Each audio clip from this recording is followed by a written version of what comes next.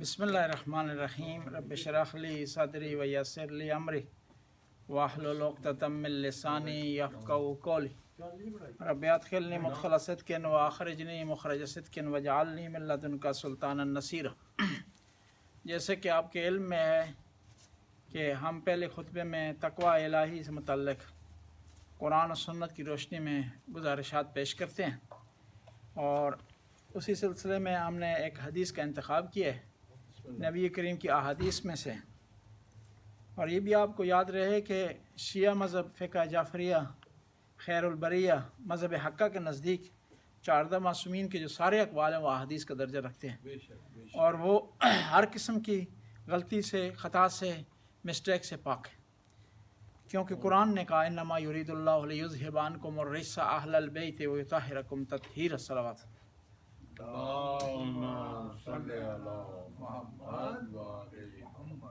پیغمبر فرماتے ہیں کہ علامات الظالم اربع، ظالم کی 4 علامتیں ہیں، یعنی جو آدمی ظلم کرتا ہے، اپنے آپ پر ظلم کر رہا ہو، یا خدائی احکام کو روند رہا ہو، یا جو کسی اور پر ظلم کر رہا ہو، اس کی 4 علامتیں ہیں۔ یعنی ظلم ضروری نہیں ہے کہ اپنے سے چھوٹے پر ہو، بعض اوقات اپنے سے بڑے پر بھی ظلم ہو سکتا ہے، ضروری نہیں ہے کہ ظلم اپنے سے برابر پر ہو، بعض اوقات کسی اپنے سے زیادہ غریب پر بھی ہو سکتا ہے اور امیر پر بھی ظلم ہو سکتا ہے۔ کیوں نہیں؟ تو فرماتے ہیں پیغمبر گرامی یظلم من فوقہ بالمعصیہ، پہلی علامت یہ ہے کہ وہ جو اس سے اوپر ہوتا ہے، اس سے بڑا ہوتا ہے، اس کی نافرمانی کر کے اس پر ظلم کر رہا ہوتا ہے۔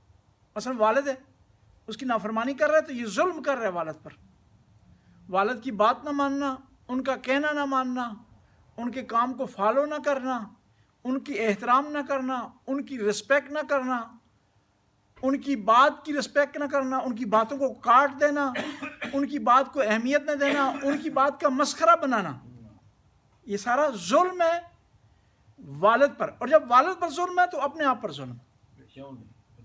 کیونکہ والد کا کچھ نہیں بگڑتا، انسان کا اپنا مرتبہ کم ہوتا ہے، والد کا کچھ نہیں بگڑتا، انسان کے اپنے گناہوں میں اضافہ ہوتا ہے، والد کا کچھ نہیں بگڑتا، انسان اپنی جہنم تیار کر رہا ہوتا ہے۔ جب والد پر انسان ظلم کر رہا ہے، والدین پر، تو گویا اپنے آپ پر ظلم کر رہا۔ یہ اسی طرح ہے کہ ایک آدمی ڈاکٹر نے اسے کہا ہو کہ دوائی کھائے، وہ چلاکی کر رہا ہو، پیسے نہ خرچ کرے، دوائی نہ لے، نہ کھائے، اور خوش ہو رہا ہو کہ میں نے ڈاکٹر کو دھوکہ لگا لی۔ دھوکہ ڈاکٹر کو نہیں دیا، اس نے اپنے آپ کو دھوکہ دیا، اور اپنے آپ کو دھوکہ دیے، اپنا نقصان کیا۔ جو والدین کا احترام نہیں کرتا وہ والدین کا کوئی نقصان نہیں کرتا، اپنا جو ہے وہ نقصان کرے۔ اب کہنے والے کہہ سکتے ہیں ہمارے والدین تو دنیا سے چلے گئے، ہم کس طرح احترام کریں، وہ تو دفن ہو چکے ہیں۔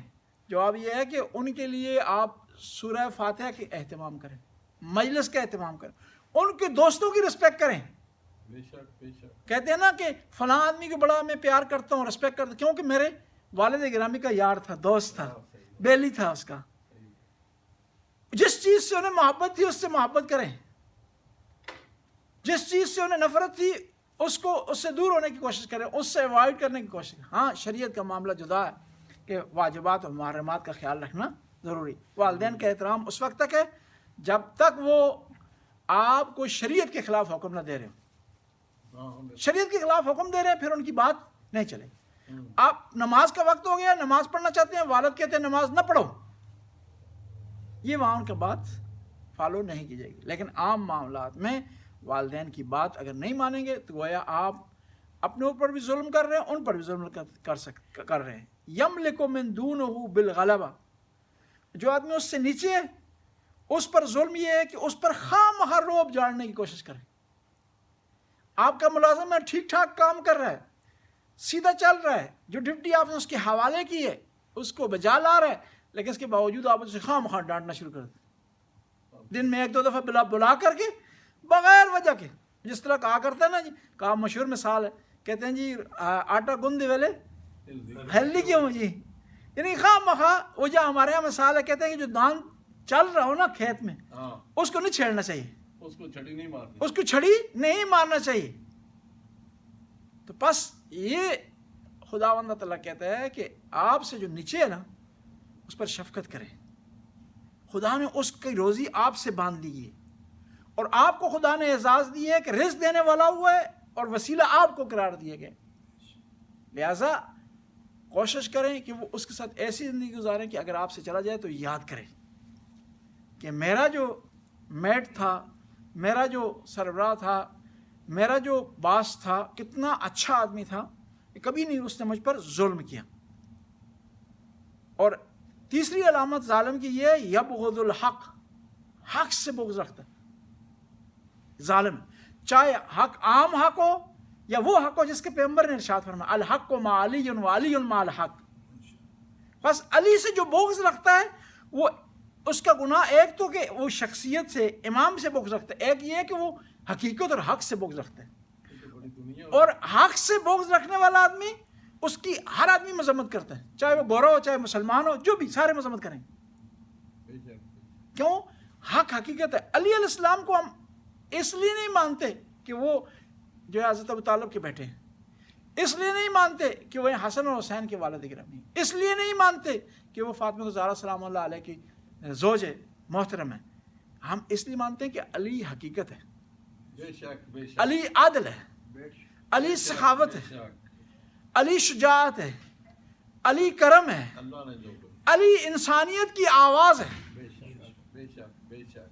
کیا بات. علی وہ ہے جس نے تاریخ میں مثال قائم کی جو اس سے پہلے کسی نے نہیں کی، اس سے بعد بھی کسی نے نہیں.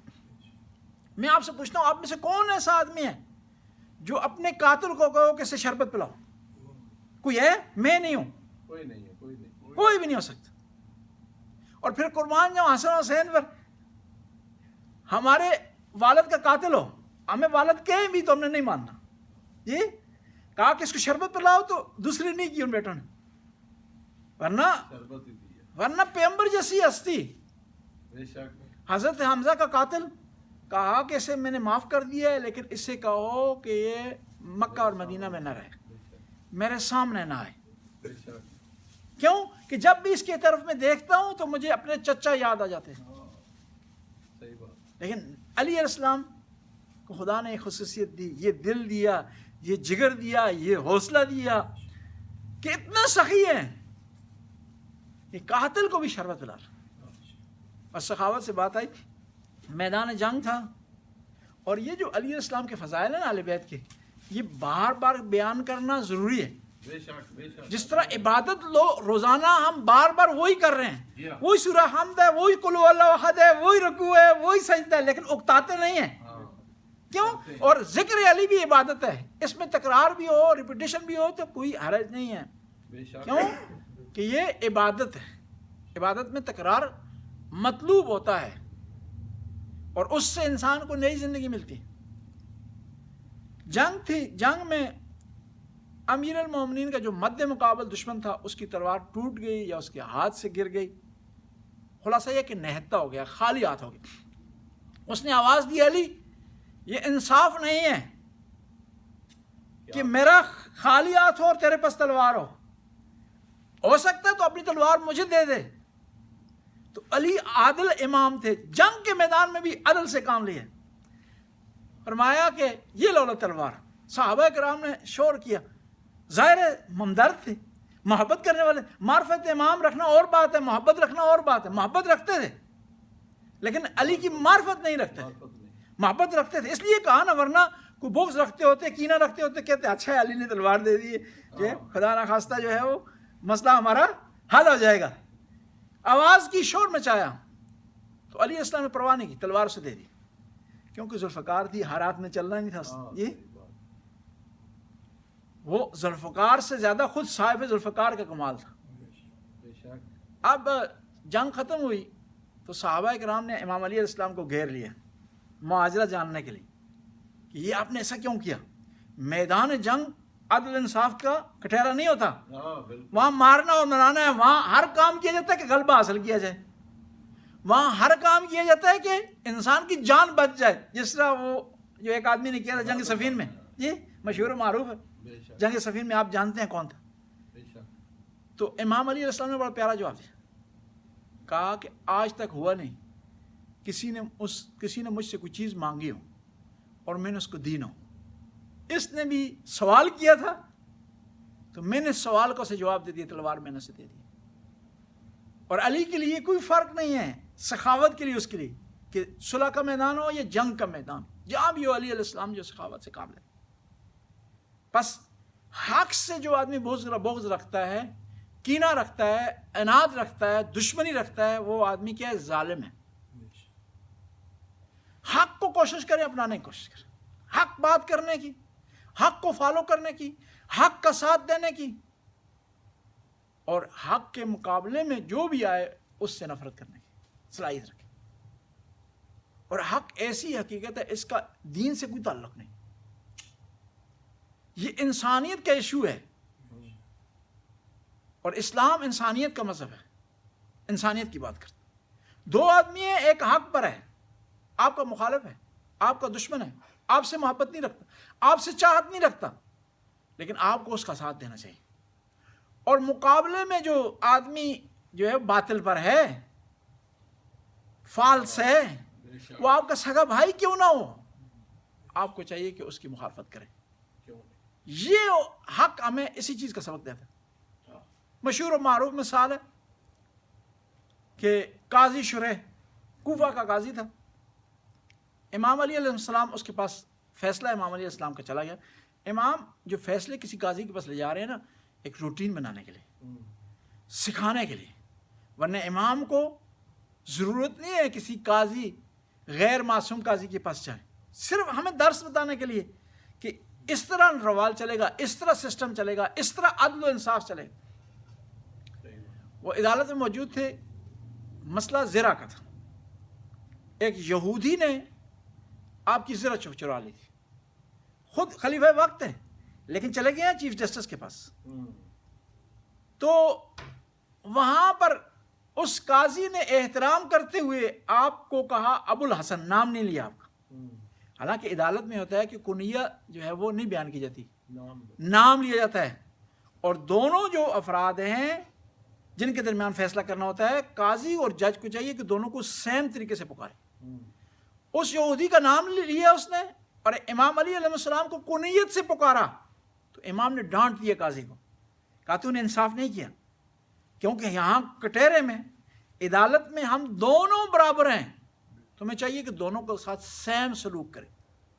شاید یہی حکم شریعت کا بتانے کے لیے ایک عدالت لگی تھی، یہ کہ مولا علی وہاں پہنچ کے دنیا کو سکھانے کے لیے کہ عدل کیا ہوتا ہے، انصاف کیا ہوتی ہے، اور عدالت کیا ہوتی ہے، اور قاضی کا کیا رویہ ہونا چاہیے ان افراد کے ساتھ جو دونوں آئے ہیں انصاف ہو، عدل و انصاف لینے کے لیے. صلوات پڑھ اللہ.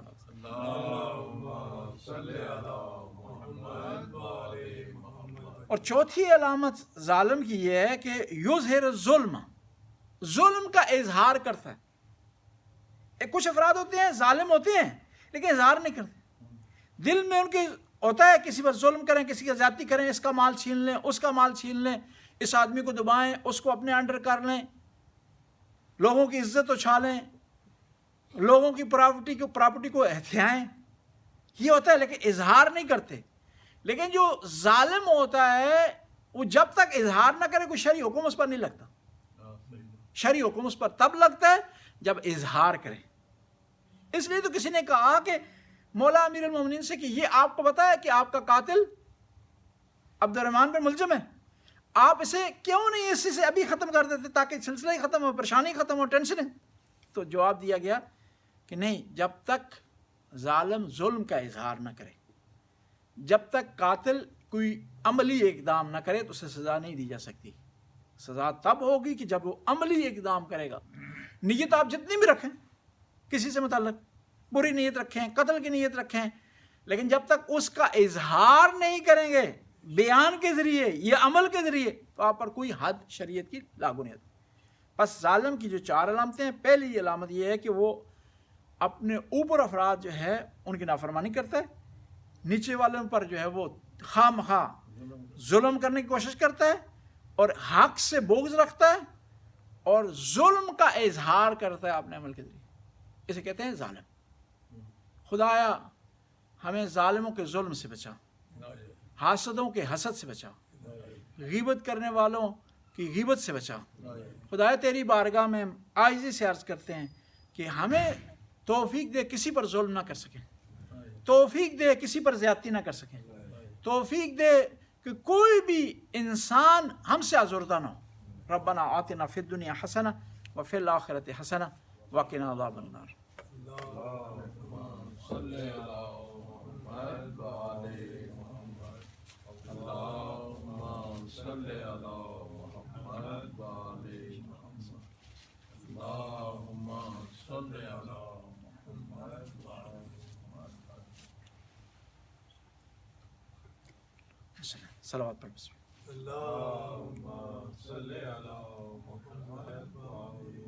بسم اللہ الرحمن الرحیم۔ رب اشرح لی صدری ویسر لی امری واحلل عقدۃ من لسانی یفقهوا قولی۔ رب ادخلنی مدخل صدق واخرجنی مخرج صدق واجعل